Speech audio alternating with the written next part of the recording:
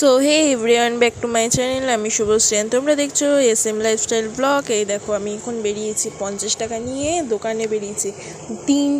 দুটো দোকান ঘুরেছে, একটা পাউরুটি, একটা সস আর একটা বাটারের জন্য। 3টে দোকান ঘুরেছি।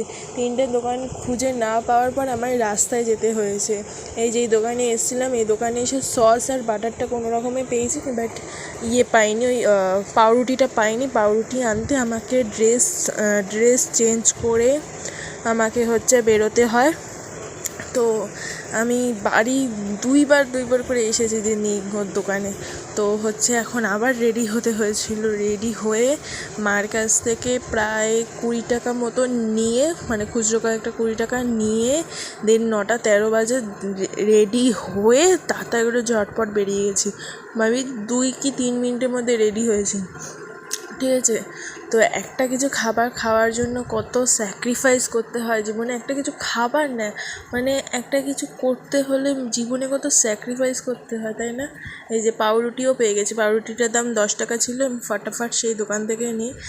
একটা পাউরুটি আনতে আমাকে সেই রাস্তায় যেতে হয়েছিল। সে কি বলবো তোমাদের, যে আমাদের এখানে মেন রাস্তা প্রায় 5 থেকে 6 মিনিট, তারও বেশি, 10 মিনিট লাগে। দেন তারপর বাড়ি চলে এসেছি। বাড়ি এসে কী করবো বুঝতে না পারি। আর দেন খুব খুব খুব খিদে পেয়েছিলো। ওর জন্যই মা খাবার করে দেবে বলে ওই জন্য তাড়াতাড়ি করে আমাকে আনতে বলেছিলো। আমি এনেও দিয়েছি ফটাফট। তারপর মা একটা ইন্টারেস্টিং খাবার বানিয়েছে। মা বানিয়েছে ওটাকে কি বলে জানো? আলু দিয়ে, চিজ দিয়ে, পেঁয়াজ দিয়ে, ওগুলো, আরে ওটা কী বলে, স্যান্ডউইচ বলে। তো দেন এই দেখো, স্যান্ডউইচ বানিয়েছিল মা। দেখো কি সুন্দর হয়েছে, হেভি খেতে হয়েছিলো। ওটা জাস্ট পড়ে গেছিলো, ওটাই কিছু মনে করো না, কারণ ওটা তো মায়ের দোষ নয়, আমারও দোষ নয়। তো হেভি হয়েছিল খেতে।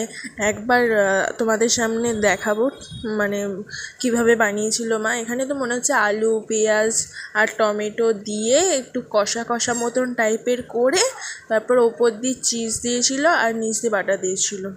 তারপর দেন বাইরে একটু গেলাম, গিয়ে একটু দেখলাম সব কিছু। তো আজকের মতন এখানেই ব্লগটা শেষ করছি। অ্যান্ড ভালো থেকো, তোমরা সুস্থ থেকো, অ্যান্ড আমার মিনি ব্লগ দেখতে থাকো। আর এই যে মশারিও টানিয়ে ফেলেছি সুন্দর করে। তোমরা যদি এরকম ব্লগ দেখতে চাও আমাকে কমেন্ট করতে পারো, আমি তোমাদের ব্লগ দেখাবো। আমি চেষ্টা করছি তোমাদের প্রতিদিনের ব্লগ প্রতিদিন ছাড়ার। এগুলো মিনি ব্লগ হবে, এগুলো বড় ব্লগ হবে না। বড় ব্লগ তোমাদের সামনে হয়তো